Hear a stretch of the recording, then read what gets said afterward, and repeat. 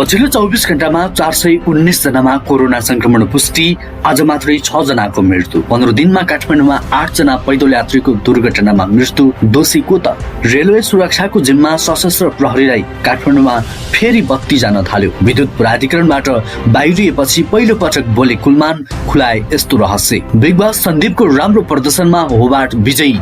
15 दिनपछि बागमतीमा फोहोर पानी बग्दैन, यस्तो छ तयारी। शिशुको मृत्युपछि कीर्तिपुर अस्पतालमा तोडफोड, 17 जना नियन्त्रणमा। प्रचण्ड नेपाल पक्षले पुस 20 गतेदेखि पुनः चरणबद्ध आन्दोलन गर्ने। इटानियल ब्युकानिर 250 को मूल्य कति पर्छ नेपालमा? यसबारे सम्पूर्ण जानकारी। भने प्रचण्ड नेपालको हालत रत्न पार्कमा औषधि बेच्नेको जस्तै हुन्छ, प्रधानमन्त्री ओली। मेलम्ची पनि आउन अझै 1 वर्ष लाग्ने ताजा अपडेट यस्तो रहेको छ। माघ 1 गतेदेखि गान्द्रो खुल्ने, पीसीआर रिपोर्ट नचाहिने, कोरियाली भाषा परीक्षाको टुङ्गो लागेन, तयारी जुटेका युवाहरू अलमलमा। दर्शकवृन्द नमस्कार, युट्युब च्यानल इन्फो खबरमा तपाईलाई हार्दिक स्वागत छ। आज पनि महत्त्वपूर्ण समाचारको साथमा म सन्तोष कठायत उपस्थित भइसकेको छु। पुरा भिडियो हेर्न र हाम्रो भिडियोलाई लाइक, कमेन्ट र शेयर गर्न नबिर्सिनुहोला। दर्शकवृन्द, समाचारको सुरुमा कोरोना अपडेट। पछिल्लो 24 घण्टामा 419 जनामा कोरोना भाइरसको संक्रमण पुष्टि भएको छ। कोरोना भाइरसका कारण आज नेपालमा 6 जनाको मृत्यु भएको स्वास्थ्य मन्त्रालयले जनाएको छ। यो सँगै मृतकको संख्या 1870 पुगेको छ।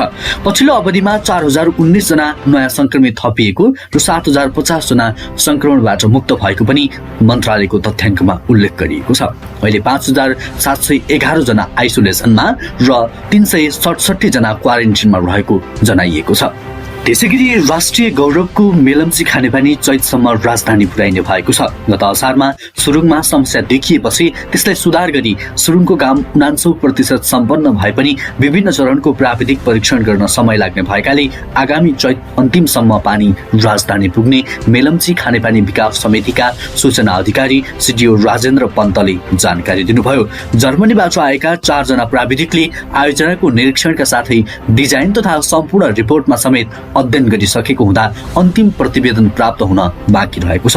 प्राप्त प्रतिवेदनलाई नेपाली प्राविधिक र ठेकेदार कम्पनी बीच छलफलपछि मात्र सुरुङमा पानी राखिने कार्यक्रम रहेको छ। पानी राखेपछि पनि 2 महिनाको समय लाग्ने र सबै कुरा सन्तोषजनक देखिएपछि मात्र राजधानी पठाइने हुँदा चैतसम्मको समय लाग्ने सूचना अधिकारी पन्तले बताउनुभयो। त्यसैगरी कोरियाली भाषा परीक्षा हुने टुङ्गो नलाग्दा परीक्षाको तयारीमा जुटेका युवा अलपत्रमा परेका छन्। आकर्षक रोजगारीको गन्तव्यका रूपमा रहेको दक्षिण कोरियाले रोजगार अनुमति प्रणाली EPS मार्फत नेपाली कामदार लैजाँदै आएको थियो। परीक्षा कहिले गर्ने भन्ने टुङ्गो नलाग्दा परीक्षाको तयारी गरेका युवा भने निराशा छाएको छ। कोरियाले प्रत्येक वर्ष भाषा परीक्षा उत्तीर्ण हुने नेपाली युवालाई त्यहाँ रोजगारीको अवसर प्रदान गर्दै आएको छ। कोरियाले अझै पनि भाषा परीक्षा कहिले गर्ने भनेर टुङ्ग्याउन सकेको छैन। त्यस्तै परीक्षा प्रणालीका बारेमा पनि निर्क्युल हुन सकेको छैन।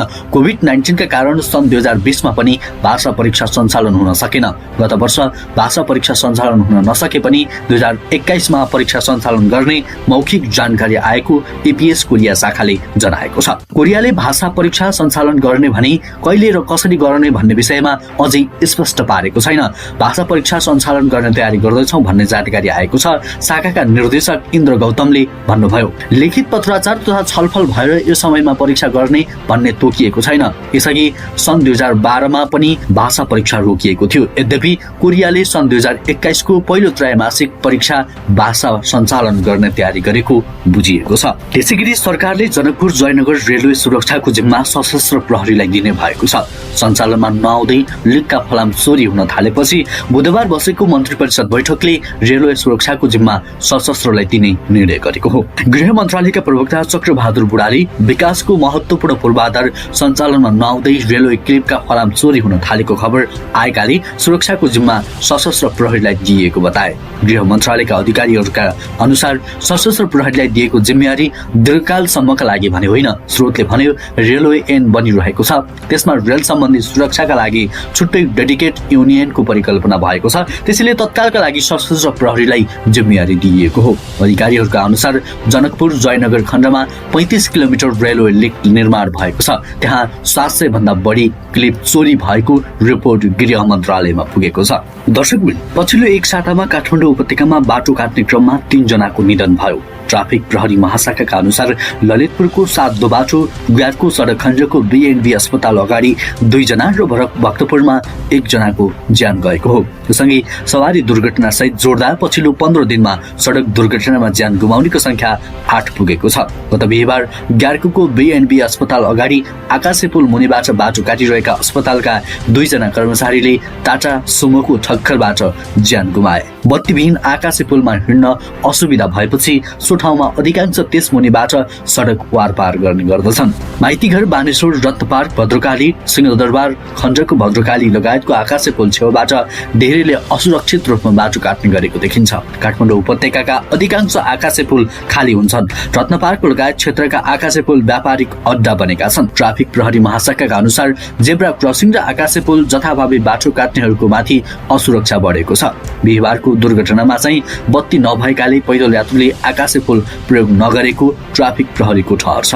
त्यसर्थ काठमाडौँका सडकमा पैदल यात्रीको सुविधालाई ध्यानमा राखिएको छैन। त्यसमाथि पैदल यात्रीहरू आफैले लापरवाही गर्दछन्।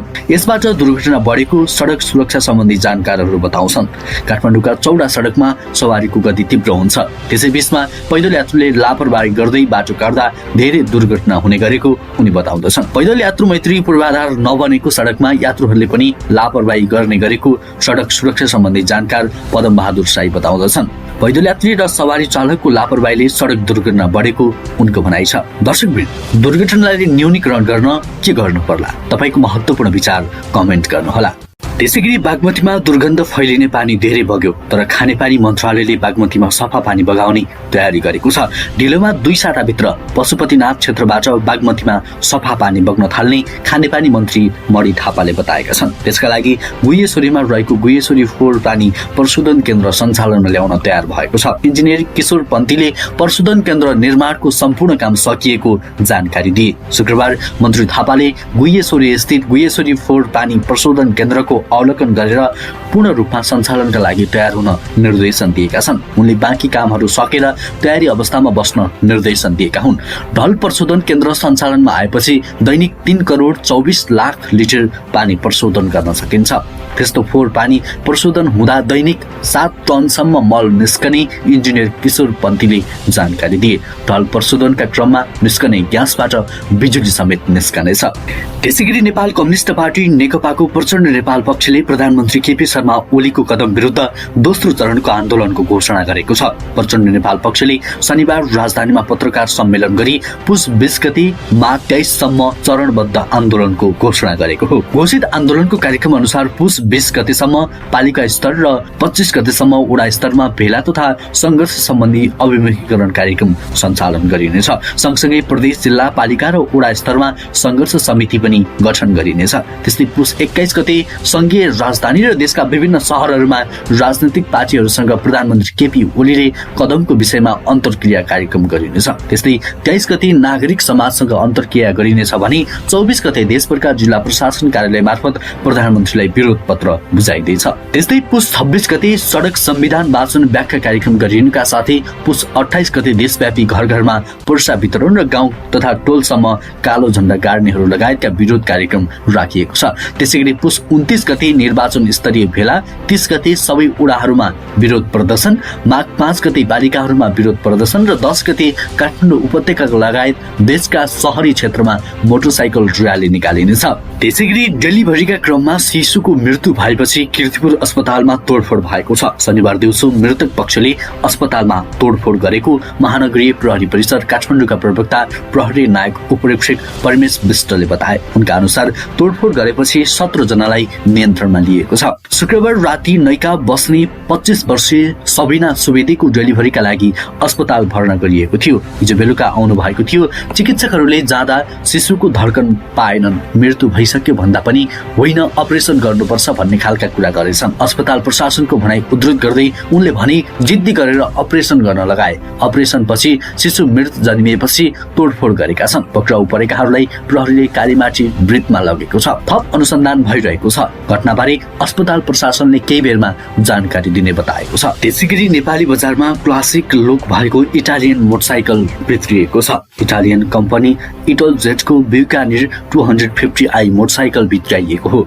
केही दिन यता यो बाइकको बजार निकै माग थियो। यो बाइकमा 250cc ब्याट्रीको स्ट्रोक इन्जिन लगाइएको छ। यसमा उपलब्ध फ्युल इन्जेक्टर एयर कुल SOAC इन्जिनले 8000 RPM मा 14 किलोमिटर वाटका पावरका साथै 6000 RPM मा 19 एन्टम टर्क उत्पादन गर्छ। यसको इन्जिनमा 5 स्पिड गियर बक्स दिएको छ। 14 लिटर क्षमताको फ्युल ट्याङ्की भएको यो बाइकको तौल 128 किलोग्राम रहेको छ। यसको फ्रन्ट र रियरमा 17 इन्चको अलय व्हील लगाइएको छ। लम्बाइमा 2060 mm, चौडाइ 750 mm, उचाइ 1090 mm भएको बाइकको हिलबेज 1440 mm रहेको छ। यसको सिट हाइट भने 820 mm रहेको छ।